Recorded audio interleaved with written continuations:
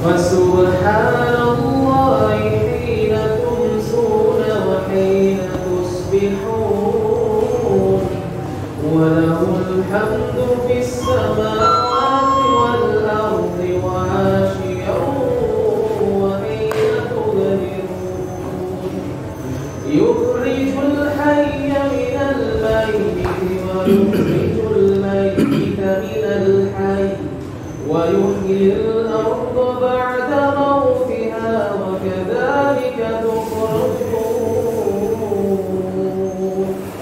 ومن آياته أن خلقكم من تراب ثم إذا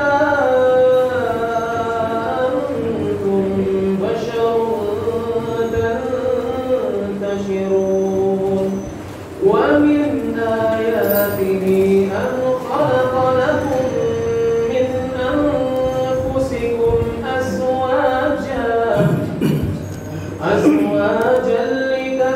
لتسكنوا إليها وجعل بينكم مودة ورحمة إن في ذلك لآيات لقوم يتفكرون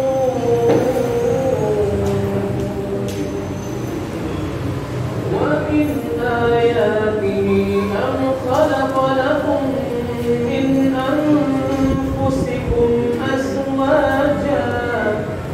أزواجا لتسكنوا إليها وجعل بينكم مودة ورحمة إن في ذلك لآيات لقوم يتفكرون ومن آياته خلق السماوات والأرض واختلاف ألسنتكم وألوانكم إن في ذلك لآيات للعالمين ومن آياته منامكم بالليل والنهار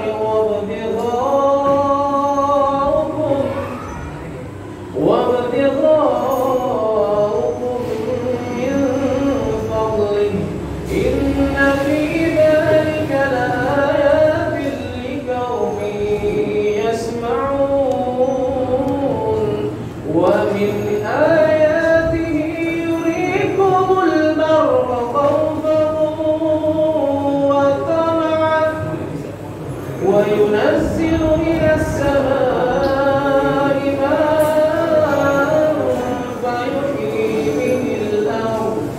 فيحيي به الأرض بعد موتها إن في ذلك لآيات لقوم يعقلون.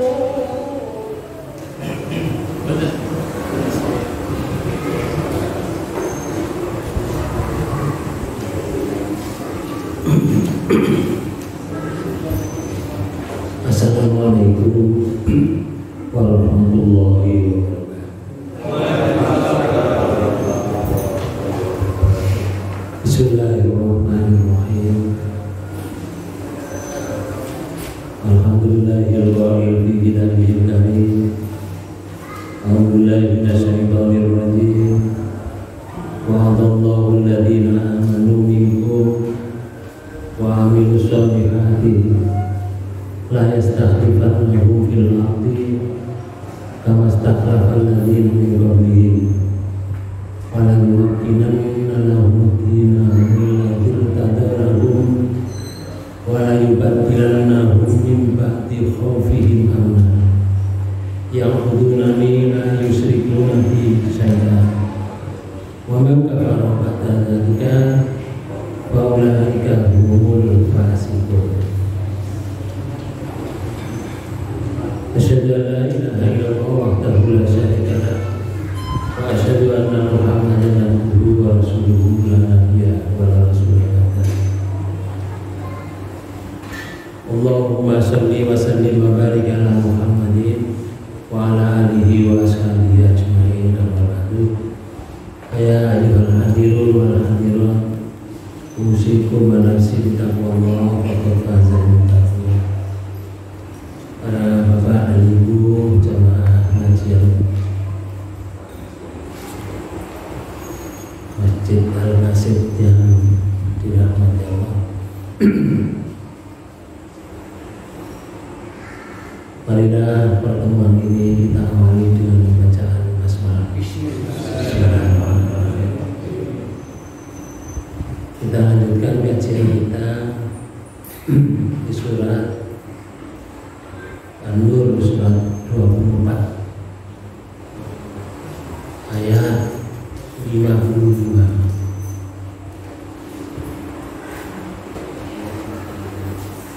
Ayat ini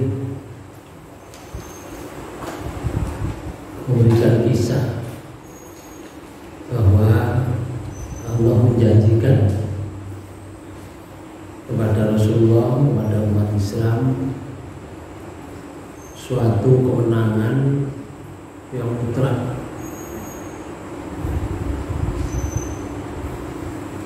Dengan catatan yang memperjuangkan Islam ini orang yang beriman dan mengerjakan amal soleh, usaha mutlak, akan diberi oleh Allah kemenangan. Kemenangan itu sebagaimana yang telah diberikan oleh Allah kepada orang-orang sebelum Rasulullah.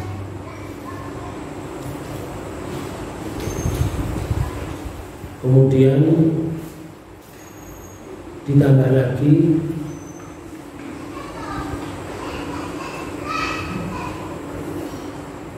meneguhkan hati para umat Muslim ini kepada agamanya. Tidak cukup itu, akan diganti oleh Allah. Keadaan yang asalnya takut menjadi aman.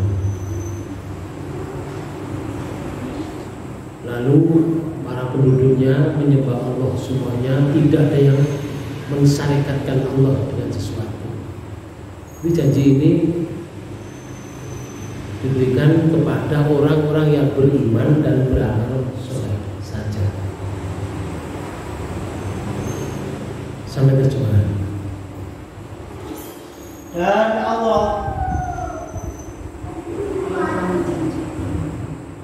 Allah telah berjanji kepada orang-orang yang beriman di antara kamu dan mengerjakan amal-amal yang soleh. Nah, di sini.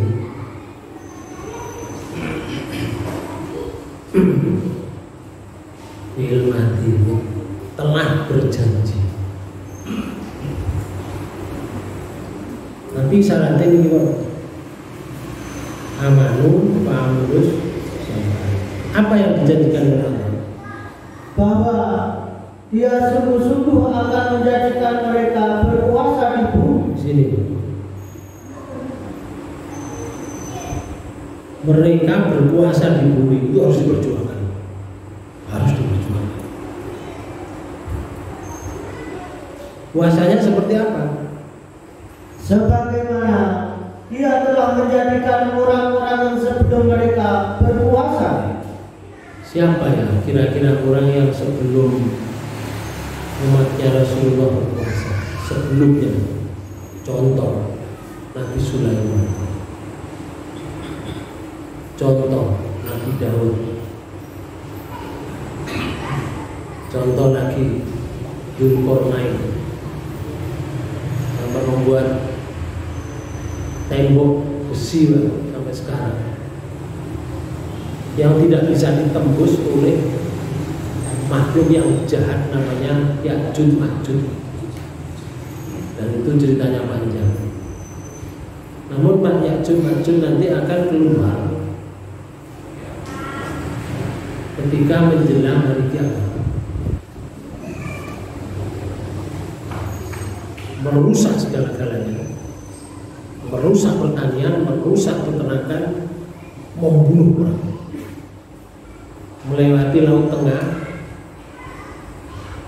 airnya diminum habis, air laut itu habis, diminum saking banyaknya.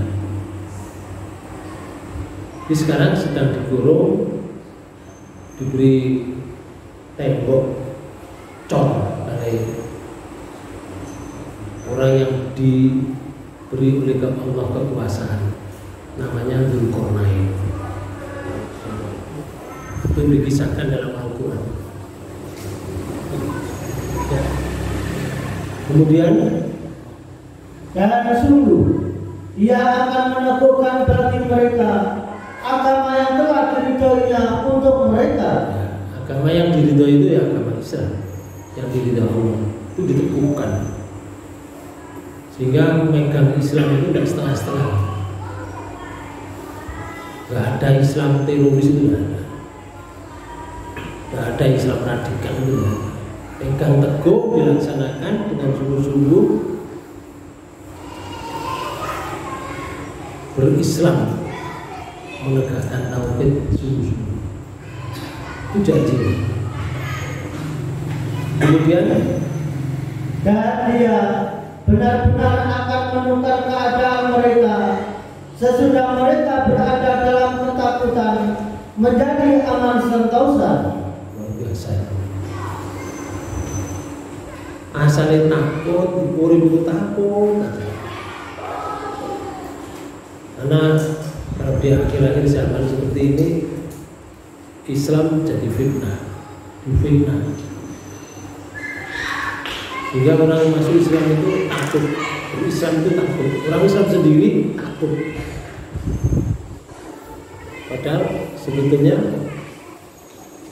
takut itu tidak beralasan, hanya di framing saja supaya takut. Itulah orang-orang yang kufur terhadap Islam, membuat framing seperti itu supaya orang Islam itu takut. Itu dibuat oleh Allah, nanti akan ketakutan itu hilang menjadi aman sentosa. Bisa nanti ya aman wa amilus. Lalu Mereka tetap menyembahmu dengan tiada mempersekutukan sesuatu apapun dengan aku. di akhir ayat wa man kafara ba'da dzalika fa ulaika humul fasiqun. Dan barang siapa yang tetap kafir sesudah janji itu, maka mereka itulah orang-orang yang fasik. Para bapak dan ibu saudara sekalian, menurut tafsirnya Ibnu Katsir itu menyebutkan bahwa Allah menjanjikan kepada umat Muhammad kemenangan dengan mereka, negeri akan menjadi baik dan semua hamba Allah akan tunduk kepada mereka, dan Allah akan menukar keadaan mereka sesudah mereka dalam keadaan ketakutan itu menjadi aman sentosa dan menjadi penguasa di atas manusia, di pemerintah. Janji itu telah diberikan oleh Allah dulu pada zaman Rasulullah. Karena sesungguhnya sebelum Nabi Sallallahu Alaihi Wasallam wafat, Allah telah menaklukkan baginya Mekah. Pertama kan Futuhul Mekah. Terus ada perang Khaybar, menang Islam zaman Rasulullah. Terus perang Bahrain dan semua kawasan Jazirah Arab serta negeri Yaman seluruhnya dikuasai pada zaman Rasulullah masih hidup. Beliau sempat memungut jizyah dari orang-orang Majusi dan juga para penduduk yang ada di pinggiran negeri Syam yang berada di dekat negeri Aram. Lalu berbagai macam hadiah berdatangan kepada beliau dari raja namanya Heraklius, namanya Kaisar Romawi. Hadiah kepada Rasulullah. Penguasa negeri Mesir dan Iskandaria, yaitu Raja Muqawqis, raja-raja negeri Oman, sekarang Oman, dan Raja Negus, raja negeri Abisinia yang bertahta sesudah Ashama rahimahullah. Jadi namanya perang berjuang itu ada suka dukanya.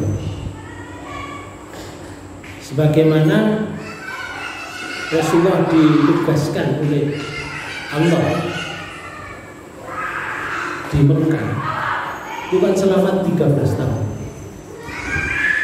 di Madinah selama 10 tahun. Jadi total mengemban tugas dari Allah itu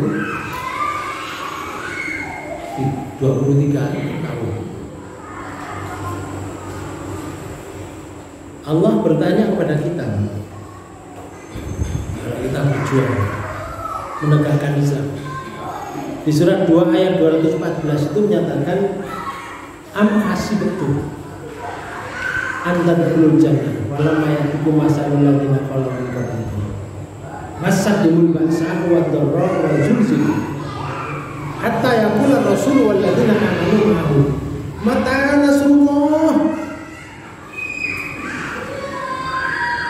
inna nasrullahi ala inna nasrullahi. Surat 2 ayat 214. Apakah kamu mengira bahwa kamu akan masuk surga padahal belum datang kepadamu kabar sebagaimana halnya orang-orang terdahulu sebelum kamu? Jadi kalau memperjuangkan Islam itu ya suka dukanya seperti itu. Ada cobaan dulu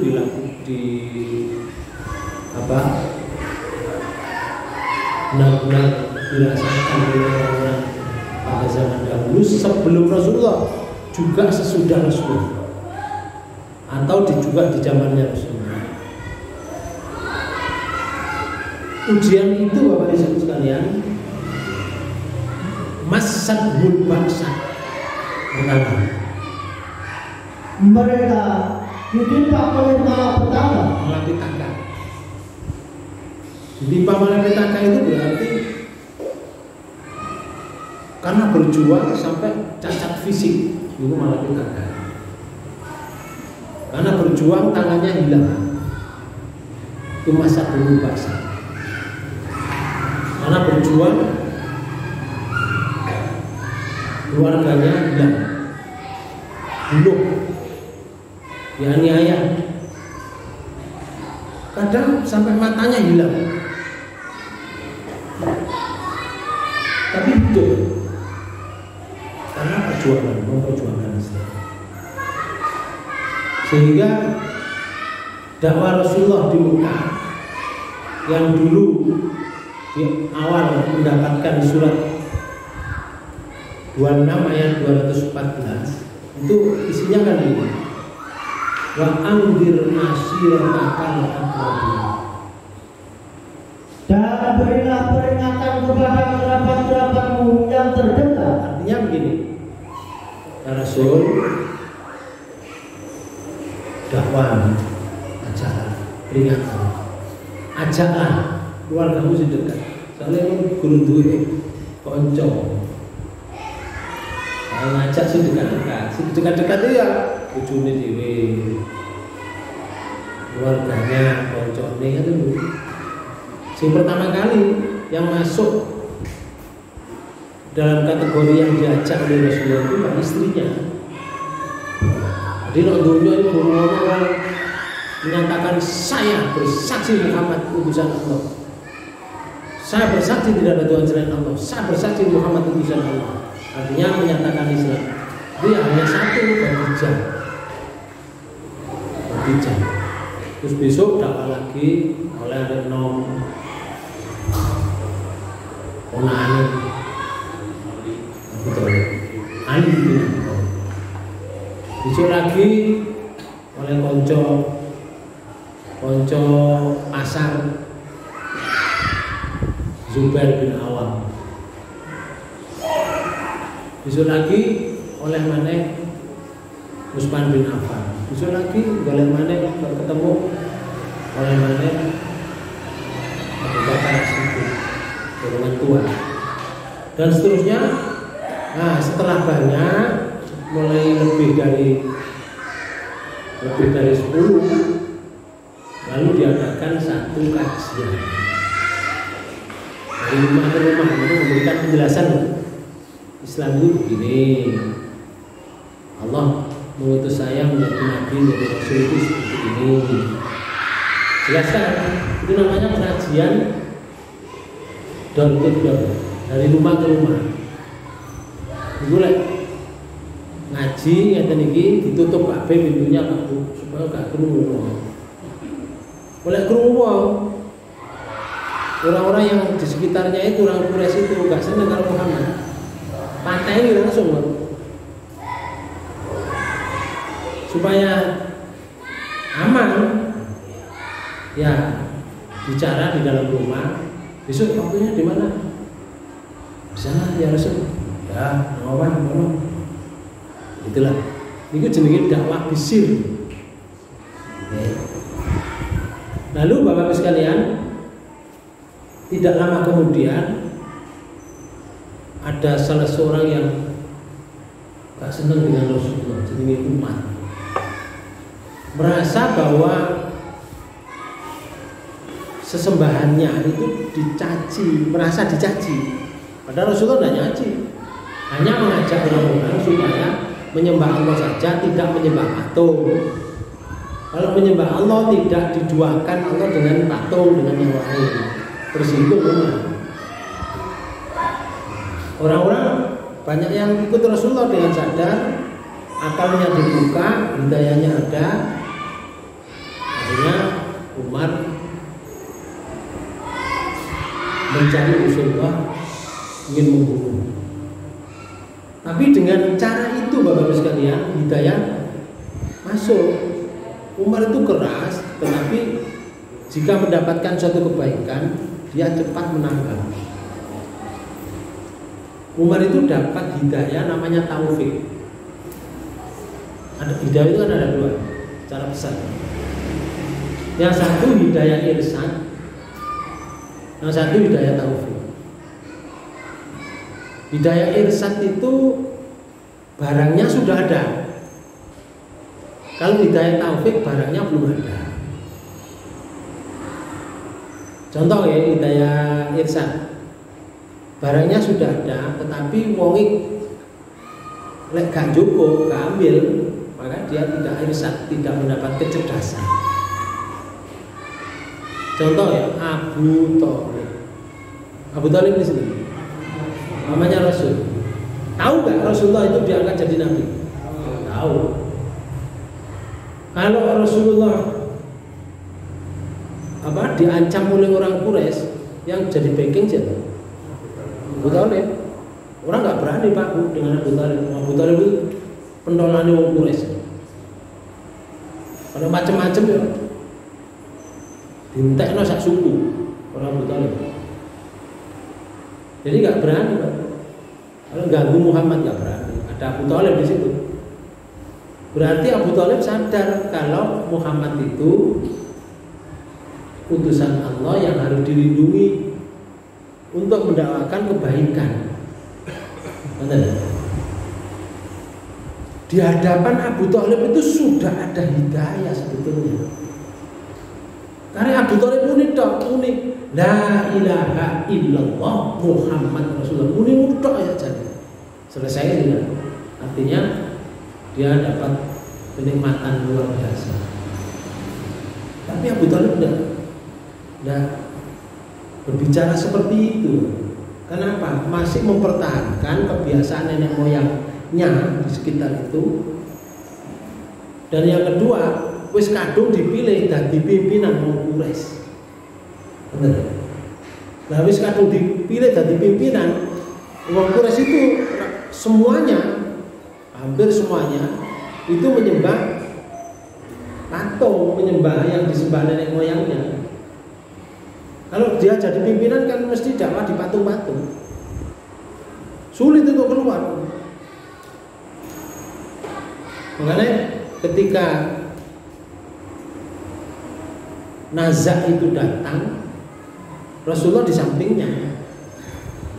Rasulullah menyatakan, "Aman, ya Ami, qul la ilaha illallah Muhammad Rasulullah." Aman, munio. Tidak ada Tuhan selain Allah. Muhammad utusan Allah. Munio, man. Aku tak dongakno. Tapi di sebelah kan ya abu-abu yang lain. Orang Abdullah, orang Jahat. Ya pamane Rasulullah ya. Ya dulure Abu Thalib. Abu-abuan itu bercanda.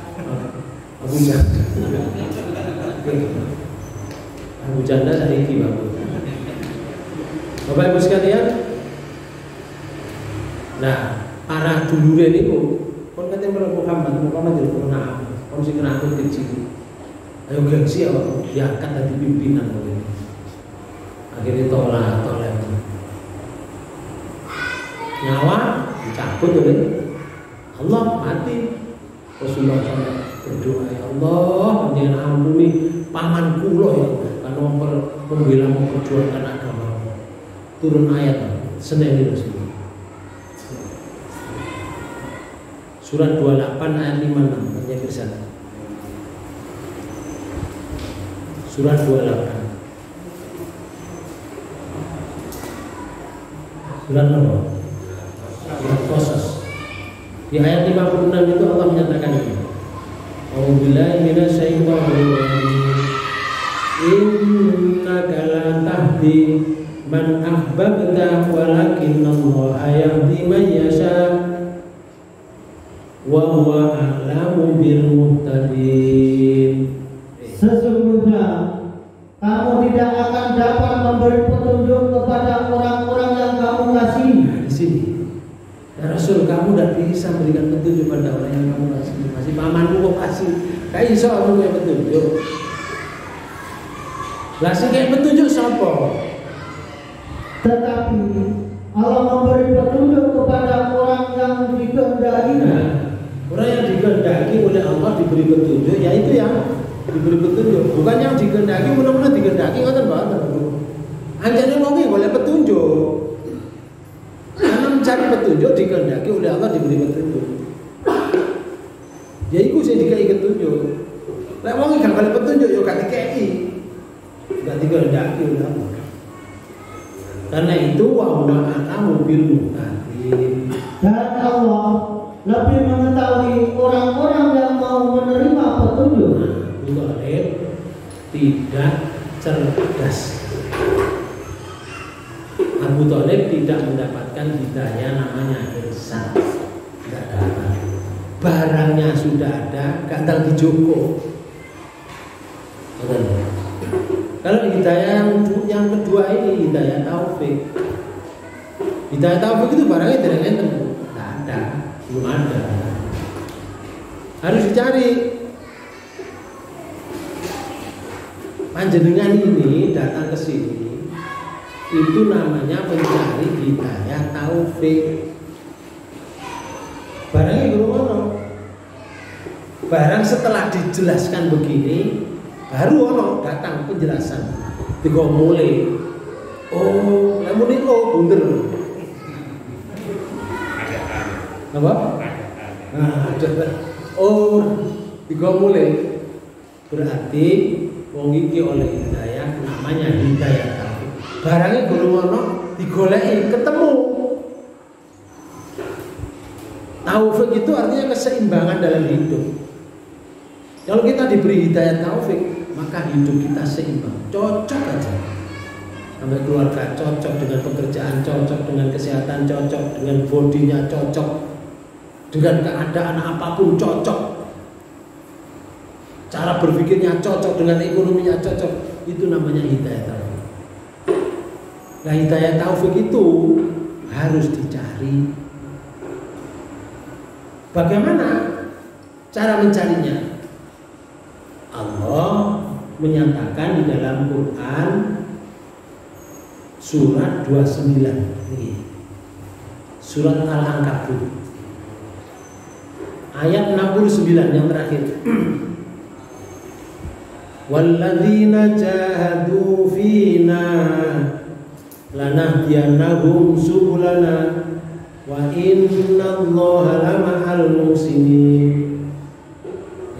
Dan orang-orang yang berjihad untuk mencari keridhaan kami. Berjihad itu bukan perang, bukan perang. Tapi alternatif terakhir jihad itu perang. Jihad itu bahasa Arab. Untuk ini diterjemahkan masih jihad. Bahasa Arab jihad diterjemahkan berjihad. Betulnya jatuh kalau menurut kamus bersungguh-sungguh. Artinya orang yang bersungguh-sungguh untuk mencari keridhaan Allah. Terus ya Allah kata, benar-benar akan kami tunjukkan kepada mereka jalan-jalan kami. Nah, ditunjukkan jalan-jalan kamu. Jadi sungguh-sungguh wangi. Wangi lo sungguh-sungguh ditunjuk berituju oleh Allah. Ngaji ini kan agak sungguh-sungguh kalau betul, tapi lah sungguh-sungguh kayak gitu.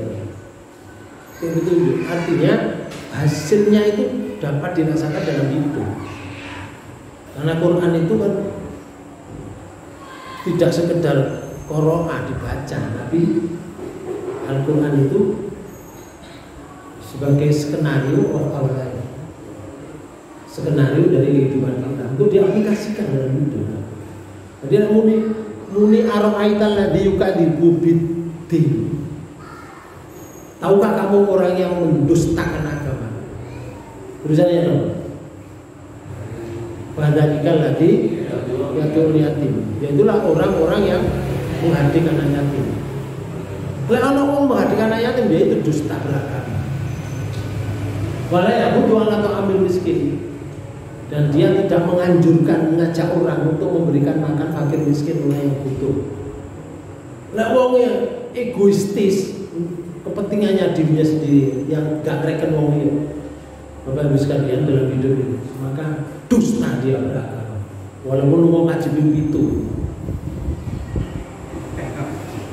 dusta dia. Beragama itu dusta. Nah itu kan aplikasinya ya apa? Berarti kita ada perhatian. Jadi ayat ini tidak sekedar diwocok, tapi diaplikasikan. Contoh. Nah, ditunjukkan oleh Allah jalannya. Karena itu Umar bin Khattab di waktu dia mencari Rasulullah itu, ternyata ketemu adiknya yang belajar dengan salah seorang yang diutus Rasulullah jenenge Habab, ngajari ngaji nang omahe secara sir ya, karena belum ada kebebasan untuk ngaji di luar secara terang-terangan, karena masyarakatnya masih belum bisa menerima kebenaran itu. Maka setelah terjadi perkelahian di situ, Umar bin Khattab minta apa yang dibaca itu, dengan syarat, diberi syarat oleh adiknya, silakan kamu baca tapi mandi dulu. Setelah mandi, dia nurut mandi loh. Marah-marah tapi mandi. Jadi murid-murid itu nangis loh udah. Ya Umar dulu. Nah itu caranya untuk mendapatkan hidayah. Jadi mencari kan, itu kan namanya dicari. Setelah mandi, ya wes aku mandi basah dulu. Dikit loh tulisannya. Pas diwaca tulisan surat Toha ayat 1 sampai ayat 20 dibaca dengan lancar oleh Umar bin Khattab. Umar tahu maksudnya ayat itu. wong Mekah. Mungkin wong Arab. Terus kan dia belajar lagi. Tahu baca Toha ma anzalna 'alaikal Qur'ana tasqa illa tadhkiratan liman yakhsha. Tanzilan mimman khalaqa al-arda was samawati ula. Ar-Rahmanu 'alal 'arsy istawa lahu ma fis samawati wa ma fil ardh. Sampai dibaca terus sampai ayat ke-14. Innani anallahu la ilaha illa ana fa'budni wa aqimis sholata li dzikri. Ayat 15. Inna sa'ata atiyatun akadu fiha litujza kullu nafsin bima tas'a. Sampai terjemahkan ayat 2. Kami tidak menurunkan Al-Quran ini kepadamu agar kamu menjadi susah. Umar langsung terbuka hatinya. Quran itu bukan menjadikan orang susah. Ayat 3. Tetapi sebagai peringatan bagi orang yang takut kepada Allah. Mulai terbuka hatinya. Bapak Ibu sekalian, dibaca terus sampai di ayat 14. Innani anallahu la ilaha illa ana fa'budni wa aqimis sholata li dzikri. Sesungguhnya aku ini adalah Allah. Tidak ada Tuhan yang hak selain aku. Maka sembahlah aku dan dirikanlah sholat untuk mengingat aku. Bapak Ibu sekalian, bahasa ini menyebutkan gak mungkin Muhammad mengatakan saya itu Allah. Aku roh jadi ada Muhammad. Mana? Gak mungkin hari ini ngarani saya Allah, sembahlah aku untuk mengingat aku, dirikanlah sholat untuk mengingat aku. Gak mungkin, ini pasti dari yang Maha Kuasa. Terbuka. Bocor mana ayat 15? Sesungguhnya hari kiamat itu akan datang. Aku merahasiakan waktunya. Gak mungkin Muhammad akan merahasiakan waktunya. Hari kiamat itu dikuasai oleh Muhammad. Gak mungkin. Kenapa ayat itu menyatakan seperti itu? Agar supaya tiap-tiap diri itu dibalas dengan apa yang dia usahakan. Di sini. Akhirnya Umar bin Khattab kembali kepada kesadarannya, mencari Rasulullah di mana Muhammad berdakwah atau ngajak orang-orang berkumpul. Akhirnya ditunjukkan oleh akhirnya, kalau kamu niatnya baik, saya tunjukkan di sana. Di rumahnya Arqam bin Arqam. Arah ini baru di sana, terus jadi huru hara, tetapi tidak negatif. Dari situ Umar bin Khattab masuk ke dalam ruangan kajian itu, namun tidak mencelakai siapapun. Bahkan mendekat pada Rasulullah menyatakan, Ya Muhammad, la ilaha illallah, asyhadu an la ilaha illallah, wa asyhadu annaka ya Muhammad Rasulullah. Wahai Muhammad, saya bersaksi tidak ada Tuhan selain Allah dan aku bersaksi bahwa engkau adalah utusan Allah. Abdullah orang-orang yang di dalam ruangan itu. Umar masuk Islam. Mulai dari situ, Bapak sekalian, akhirnya Umar mengikuti ajian orang-orang ajian. Nama-nama orang besok satu orang itu.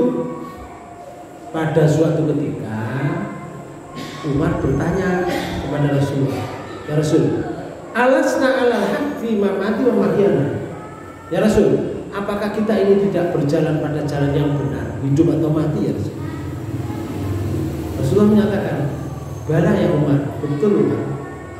In walladzi nafsi biyadi innakum wa ana alal haq in muttum wa in kulitu. Benar Umar. Demi zat yang menguasai saya, diriku. Innakum sunnah kamu wa ana dan saya Umar alal haq, jalan di atas jalan yang benar.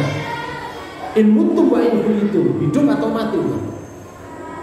Nah kalau begitu ya Rasul, idan ya Rasul, kalau demikian ya Rasul, fahimul ittifaq, kenapa engkau mendakwakan Islam secara sembunyi-sembunyi? Kalau itu benar, sampaikan ya Rasul secara terang-terangan. Walladzi ba'atsaka fil haq la takhrujanna wa la nukhrijanna. Sungguh, kalau ini benar ya Rasul, kamu harus menyampaikan Islam itu secara terang-terangan. Kalau ada orang bilang kamu, aku yang menghadapi. Itulah Umar. Mulai dari situ Bapak sekalian, Islam mulai dikembangkan. Karena Umar ini lek wong-wong teko Mekah nang Madinah niku lek katene hijrah, ndelik-ndelik budal itu boleh sepi nih wong supaya gak dicegat negara. Umar besok berangkat itu ngomongno Pak. Hei wong Mekah, aku mulai berangkat hijrah nang Madinah. Siapa yang mau ketemu saya, silakan, saya dicegat di tengah jalan. Nah mereka kan ya pikir-pikir. Tingkat Umar kan mau mencegat penyakit. Akhirnya Umar lolos dengan baik. Sampai seperti itu. Bapak Ibu sekalian, tidak lama kemudian akhirnya turun Quran surat 15 ayat 94. Nih, turun Quran surat 15 surat Al-Hijr ayat 94. Allah menyatakan, A'udzubillahi minasyaitonir rajim. Fastaq bima tu'mar wa a'rid 'anil musyrikin. Maka sampaikanlah olehmu secara terang-terangan. Ya Rasul, sekarang Islam sampaikan secara terang. Nang napa? Secara sembunyi-sembunyi karena dorongan motivasi dari Umar. Akhirnya ya Rasul, Allah menyatakan sampaikan Islam itu secara terang-terangan. Lalu Segala apa yang diperintahkan kepadamu dan berpaling dari orang-orang yang musyrik. sing tak perintah nang awakmu sampaikan kepada mereka secara terang-terangan. Cuma ada catatan. Catatannya apa? Kamu wahai Rasul silakan menyampaikan, tapi berpalinglah kamu dari orang-orang musyrik. Berpaling itu kan cokreken. Ojo ngleken. Masih ngomong melo awakmu terus dipateni lu ngarepmu menawa. Ojo nek komentar menawa. Nah ini ki angel Pak. Berarti ini sudah pertanda bahwa ketika Islam mulai didakwakan secara terang-terangan, pengikutnya akan dibunuh. Ternyata betul. Betul. Sumayyah itu bojone Pak Yasir, Pak Yasir bisa dibunuh di hadapan Rasulullah. Yasir itu dibelah badannya, entah urip-uripan. Bojone itu ditumbak, ada yang mengatakan maaf dilukai mulai dari kemaluannya sampai tembus ke dalam ke belakangnya. Begitulah syahid yang pertama kali. Nanti cerita ngeten iki besok kita akan ketemu Sumayyah bin Yasir baru di surga. Dulu wong sing dulu itu syahid pertama kali pada masa Rasulullah. Tidak hanya itu saja loh, orang yang ikuti Rasulullah itu yang termasuk Habab tadi yang mengajarkan adiknya Umar bin Khattab itu ya dicosip gending ini, jadi mesti dipanasi memandingkan dengan besi, panas dicos lo gegering, buka jari-jari itu, kulitnya entek kabeh, gak dibunuh, tapi dicosi seperti itu, Habab itu.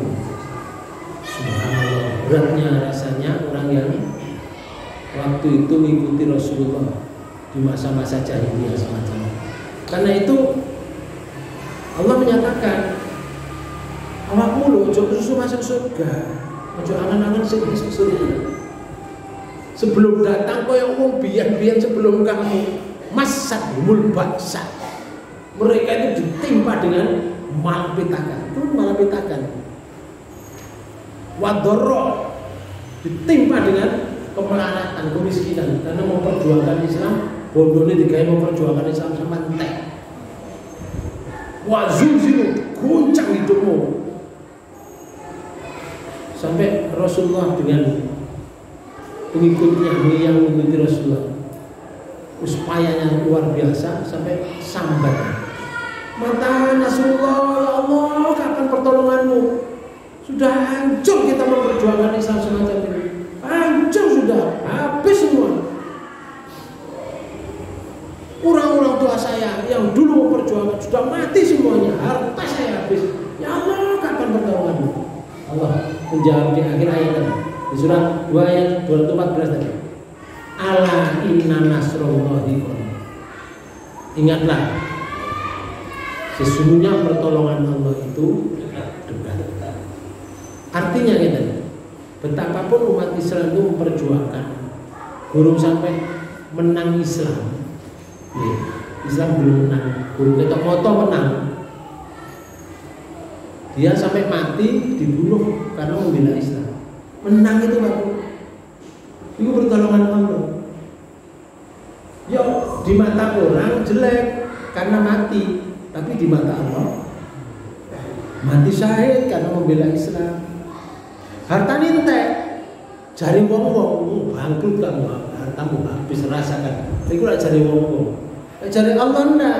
Ketika harta itu sabilillah, itu dilipat gandakan pahalanya. Siji dadi pitu dadi 700. Wa mau yudhaifu liman yasha. Dan Allah melipat gandakan dari satu tadi, dari 700 dilipat gandakan pahalanya. Bagi orang yang bikin baju yang ikhlas, hartanya nggak habis, nggak hilang. Itu pertolongan. Umat Islam itu nggak pernah tidak dapat ditolong, nggak pernah. Tapi dikasat mata seakan-akan ketika kekalahan itu adalah keburukan. Karena itu berjuang untuk menegakkan Islam itu jangan lemah, jalan terus. Itu ada nilainya semuanya. Ya itulah pertolongan Allah nanti. Mati pun ditolong, hartanya habis ditolong, keluarganya entek, itu ya termasuk nasrullah. Karena itu ketika dakwah di Mekah itu menghadapi orang munafik,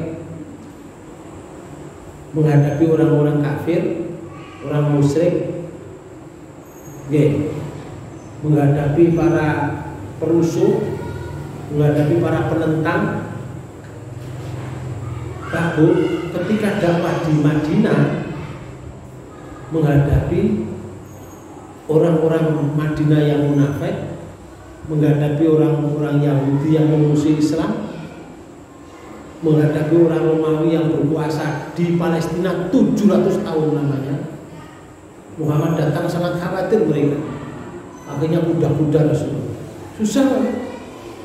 Nok Mekah kaya ngono dipindahkan oleh Allah ke Madinah. Di Madinah menghadapi musuh seperti itu berat. Akhirnya Rasulullah secara pribadi terbetik dengan yakinnya, terbetik rasanya ini saya mati ya harus gak susah-susah koyo tapi terbetik betul muni Pak. Tapi karena Allah yang menciptakan manusia mengetahui segala gerak-geriknya termasuk isi hatinya, ditegur oleh Allah. Turun ayat dari langit Pak. Di surat 18 ayat 6 itu menyatakan ini. Fala'allaka bahimun nafsaka ala asarihim illam yu'minu bihadzal hadisi asafa. Maka apakah barangkali kamu akan membunuh dirimu karena bersedih hati? Rasul, kamu kata bunuh diri loh. Ya gak mungkin Rasulullah bunuh diri Pak. Jengkel kan boleh ya. Nah, itu sifat kemanusiaan. Oh, sabar-sabar wong jengkel iku ono Pak. Jengkel. Rasulullah jengkel. Ingatkan dari Allah. Rasul, maka kamu akan bunuh dirimu sendiri karena kamu bersedih hati. Ayo. Lalu sesudah mereka berpaling, mereka kamu beritahu, tapi mereka berpaling. Nanti putus asa. Terus sekiranya mereka tidak beriman kepada keterangan ini, Bapak dan Ibu saudara sekalian, itulah namanya perjuangan. Itu dulu dilakukan Rasulullah semacam itu. Dewe generasi selanjutnya ingat, yang mewarisi Rasul itu sinten? Warasatul Anbiya. Yang mewarisi adalah ulama. Al ulama warasatul anbiya. Ulama itu yang mewarisi perjuangan Rasulullah. Kalau Rasulullah dulu berjuang seperti itu, kita belakangan untuk mewarisi Rasulullah ya sama dengan itu, tidak jauh berbeda. Cuma bedanya niku ngeten, awake dhewe mentel apa gak ngono. Ya. Rasulullah kan mulet. Sama katene goyang titik ada peringatan dari langit. Lah awake dhewe goyang-goyang terus kok. Karena peringatan nek gak ngaji.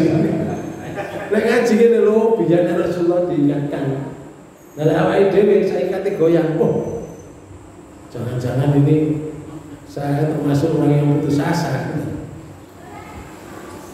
Karena itu Allah berpesan kepada Rasulullah, pesannya begini di surat 68 ayat 48. Wasbir li hukmi rabbika wa la takun ka sahibil huti inna dawa huwa makdzum. maka bersabarlah kamu hai Muhammad terhadap ketetapan Tuhanmu, dan janganlah kamu seperti orang Yunus yang berada dalam perut ikan ketika ia berada sedang berdoa, sedang ia dalam keadaan marah kepada kaumnya. Rasul sejak Mario, coba Yunus dulu ceritanya Yunus. Nabi Yunus ya, Nabi Yunus kan pegang perut ikan selama beberapa hari. Bisa Mario awak menghadapi masyarakat. Ojo koyok Nabi Yunus itu dilpona juru perut ikan oleh Allah karena dia marah kepada kaumnya. Dia marah, gak betah marah. Guru diperintah metu, dihukum kali Allah menjadi perut ikan. Biasanya wong iku mangan ikan biasanya nang perute wong, saiki ganti wong iki nang perut ikan. Lah sumpek to wong. Menjadi perut ikannya campur telek-telek ikan. Terus nopo apa ya ono rampune. Ayo peteng dan terus ambekane ya apa. Nah, mungkin karena desaan dengan isinya perut ikan yang disedot sampai ke paru-parunya. Bukan dibuat mati oleh Allah. Awake dhewe dimakan ikan mati banget. Diperkes-perkes sama ikan. Lah Yunus, Nabi Yunus, ya diperkes-perkes tapi gak digawe mati. Ngerasa nolong. Disitulah Nabi Yunus akhirnya berdoa dalam keadaan marah itu berdoa kepada La ilaha illa anta subhanaka inni kuntu. Karena gak tahu leren Pak Bu, gak bisa turu menjuru perut ikan. Akhirnya dikeluarkan oleh Allah. Akhirnya kembali lagi kepada kaumnya dan berdakwah lagi. Rasulullah dipesan, Rasul coba dulu Rasul. Lalu ayat 49. Kalau sekiranya ia tidak segera mendapat nikmat dari Tuhannya, benar-benar ia dicampakkan ke tanah tandus dalam keadaan tercela. Fajtabahu rabbuhu faj'alahu minas sholihin. Ayat 50.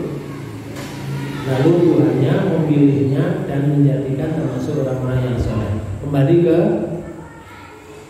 jadi ditokno ke perut ikan beberapa hari baru sadar kembali pulang balik nang kaumnya berdakwah lagi. Di Quran sebutkan kaumnya Nabi Yunus itu lebih kurang jumlahnya 100.000, lebih kurang. Dari situ mati. Nah, Bapak Ibu sekalian, lalu Allah berjanji apa? Janji ini di Quran surat 24 ayat 55 yang kita bahas ini. Janjinya apa? Wa'adallahu alladhina amanu minkum wa 'amilus sholihat la yastakhlifannahum fil ardi kama stakhlafal ladzina min qablihim. Amin, terjemahkan janji Allah. Dan Allah telah berjanji kepada orang-orang yang beriman di antara kamu dan mengerjakan amal-amal yang soleh. Oke. Janji yang pertama, bahwa Dia sungguh-sungguh akan menjadikan mereka berkuasa di bumi, sebagaimana Dia telah menjadikan orang-orang yang sebelum mereka berkuasa. siji, pegang janji. Janji yang kedua, Dan sungguh Dia akan meneguhkan bagi mereka agama yang telah diridhoinya untuk mereka. ini janji yang kedua. Janji yang ketiga, Dan Dia benar-benar akan menukar keadaan mereka sesudah mereka berada dalam ketakutan menjadi aman sentosa.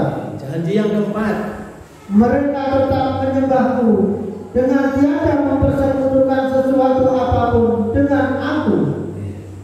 janji itu akan dipenuhi oleh Allah dengan catatan amanu wa amilus sholihat. Bapak Ibu sekalian, maka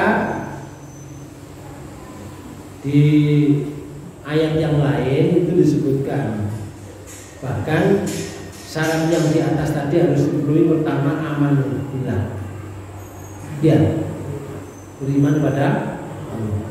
Artinya yakin bahwa perjuangan yang dilakukan itu selalu ditolong oleh Allah. Itu penting. Saya berjuang pasti ditolong oleh Allah. Itu penting banget. Jadi iman itu syarat utama. Doa itu loh syaratnya iman. Terus Allah kan itu, doamu tak ijabahi. Falyastajibu. Hendaklah kamu yang pertama. Ya. Allah kalau ditanya, ya Rasul, kalau ada orang bertanya aku, Pak ini korib, unio, ya aku hidup. Uji budak watak da'i dadari. Aku mengijabahi orang yang berdoa apabila dia berdoa padaku. Tak ijabahi. Tapi syaratnya satu. Falyastajibuli. Hendaklah orang yang berdoa tadi mengikuti petunjukku. Nomor loro, wal yu'minu bi. Hendaklah sing berdoa itu beriman kepada aku.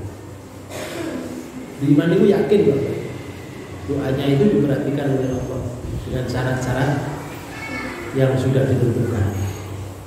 Nah, orang mau donga kok ragu-ragu. Doa itu diterima kok enggak ya? Diterima kok enggak? Ya enggak. Kalau dongane wis ragu-ragu. Akhirnya nek wong ragu-ragu niku akhirnya gak percaya ndonga nang Allah. Kalau gak percaya golek wong ndonga. Tukok Mojokerto budal nang Banyuwangi jaluk donga Pak Dukun. Apa masalahnya? Rumah tanggae kisruh. Budal nang Banyuwangi supaya rumah tanggae bisa baik. Sing dijalui wonge rumah tanggae yo iso bisa. Iso akhirnya kalau kayak solusi. Bapak sekalian, orang nggak percaya kepada Allah tapi percaya kepada orang. Wong kula lungit, gak ana wong lungit itu. Gak ada. Yang lungit itu Allah Subhanahu wa taala. Yang gak ada orang lungit itu.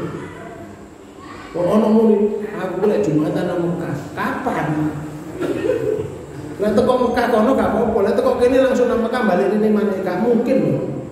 Rasulullah itu tidak melakukan seperti itu. Mestinya yang paling luwih Rasul. Tapi beginilah yang disukai oleh Tuhan. Kayak model. Nah, di surat 9 ayat 14 itu bunyinya qatiluhum yu'adiluhum Allah bi'aidikum wa yu'zihim wa yansurukum alaihim wa yashfi sudur qaumin mu'minin. Perangilah mereka, niscaya Allah akan menyiksa mereka dengan perantaraan tangan-tanganmu. Nanti nek berjuang itu kalian menang lah bu. Kau merangi, nanti kamu ketodok loh ya. Tapi kamu juga nodok loh. Oh namanya perang. Perangi dulu. Aku sing ngantemi wong-wong. Tapi tanganmu gerak Tuhan. Itu kan penting. Terus Dan Allah akan menghinakan mereka dan menolong kamu terhadap mereka, serta melegakan hati orang-orang yang beriman. nanti akan ditolong oleh Allah. Itu syaratnya beriman. Oke. Lalu yang kedua, syarat yang kedua apa? Amilus solihah. Berbuat yang kepada yang baik itu sesuai dengan kebutuhan. Jika urusan anak, maka mendidik sesuai dengan perintah Allah tentang cara merawat anak dan istri. Jika urusan perang, berarti menyiapkan peralatan perang. Jadi disesuaikan. Niku jenenge amilus solihat.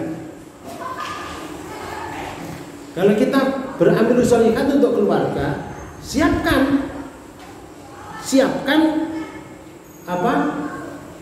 Perintah-perintah, syarat-syarat untuk menjadikan keluarga itu baik dalam kita memperjuangkan.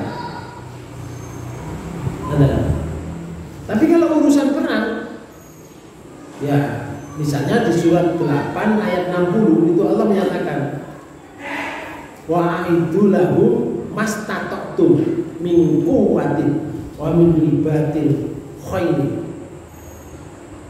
tarhibuna bihi aduwallahu aduwakum. Sama terjemahan. Dan siapkanlah untuk menghadapi mereka kekuatan apa saja yang kamu sanggupi, dan dari kuda-kuda yang ditambah untuk berperang, yang dengan persiapan itu kamu menggetarkan musuh Allah. Oh, tadi teori ini perang itu lah pamer apa jadi? Senjata. Iya, banyak tinggal itu YouTube nih. Alat persenjataan negara yang terkuat di dunia itu ditutur kabeh. Padahal itu perang mungkin menang. Taliban. Loh? Taliban. Lagi. Terus menang. Tapi ditutur kabeh. Indonesia itu punya peralatan perang begini. Sangat hebat. Pesen dari Sukhoi yang kalau ditembak di radar tidak bisa. Ya boleh. Itu ditampakkan sehingga untuk menggetarkan musuh. Itu kalau urusan. Lalu Musuhmu dan orang-orang selain mereka yang kamu tidak mengetahuinya, sedang Allah mengetahuinya. Allah yang Maha tahu. Sing penting awake dhewe bergerak. Urusan kecapai atau tidak urusan nanti. Kita ini disuruh bergerak. Kayak Maryam itu loh. Maryam itu ketika melahirkan anak sinten Nabi Isa. Itu kan ijen bukan dukun loh. Ijen adoma bisa nang perkebunan lho. Misale kurma. Gak ono banyu nang ono kurma, senden ono kurma gak kuat bayi nang. Pertanyaannya, gue terpal enggak? Gak ono penjelasan. Betul. Selimut yo kanggo gak. Lek bayi no kono. Terus yo apa? Ngetok plasentanya Mbak, duluannya. Terus sing rambut yo apa? Sopo lek bayi ijen lho, Mbak. Orang melahirkan itu susah. Walaupun pulau muni susah gak tahu ngelakoni ya. Sing ngelakoni orang itu. Susah, beratnya seperti itu. Ada orang yang meninggal karena melahirkan. Berarti kan berat. Sik diperintah kali Allah. Diperintah apa? Dikongkon goyang pohon kurma. Lah pohon kurma sak kelompok. Yo gak mungkin toh. Umari bayi goyang pohon kurma, tapi karena perintah Allah goyangan cekel tok ae. Dicekel. Sing goyang Allah, tapi ini syaratnya sudah ditunaikan. Sing goyang Allah, roto. Pohon kurma yang mateng-mateng niku roto. Roto niku pangkuane Maria. Dan dimakan oleh Maria. Tidak lama kemudian perintah Allah, "Yam, iki lho, ana air yang sejuk mengalir di sebelahmu. Buatlah jadikan minummu." Gak sing ngirimi Pak, Allah yang ngirimi. Itu konti sumber iku mang. Betul. Disitulah Allah Maha kasih sayang kepada hambanya yang taat kepadanya. Yang penting itu bergerak amilus solidatin. Bapak dan Ibu saudara sekalian, maka dengan kekuatan muslim yang luar biasa itu banyak contohnya ya. Banyak contohnya. Dulu ada Raja Jalut dengan Torut, menang Torut, walaupun jumlahnya tidak seimbang. Jumlahnya tentara Jalut itu 3.000. Wah, agak 3.000. Jumlahnya tentara Torut 300. Kayak biro nih. 10%. Tapi Jalut dapat dibunuh oleh Daud. Menang kan? Nah, maka masuk menjadi motivasi bagi bangsa Indonesia. Begini Pak, falsafah hidupnya, hidup seperti lautan, tidak akan pernah sepi dari gelombang. Bukan umat Muhammad kalau berputus asa akan berbuat baik. Kalau hidup tidak ada harapan, itu bukan umat Muhammad. Di Quran surat 5 ayat surat 5 ayat 55 itu memberikan motivasi kepada Rasulullah selama 10 tahun di Madinah.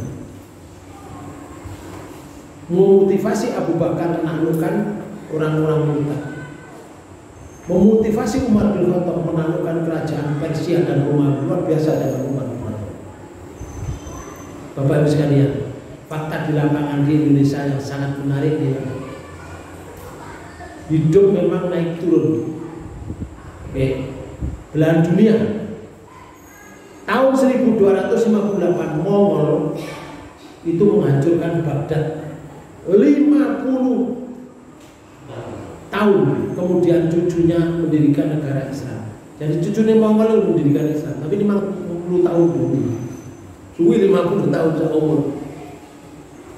Tahun 1953 Turki merebut Konstantinopel dan Bizantium. Menang Turki. Tahun 1990 Islam diusir dari besar-besaran. Masjid dijadikan gereja di Spanyol. Tahun 1511 Kristen imperialisme menjajah negeri Islam termasuk Indonesia. 350 tahun. Namun karena terinspirasi surat 24 ayat 55 tadi, tenaga Islam bangkit lagi. Sehingga tahun 1945 Indonesia dengan senjata bambu runcing berani menghadapi meriam Belanda. Bukan meriam Belanda. Menghadapi meriam Belanda hanya dengan bambu runcing, dengan bondol takbir Allahu Akbar. Allah yang memberikan. Yang penting amilus saleh. Lalu bagaimana kemenangan yang akan diraih dari 4 tadi? Bapak Ibu sekalian, kita tidak bisa menjelaskan sekarang.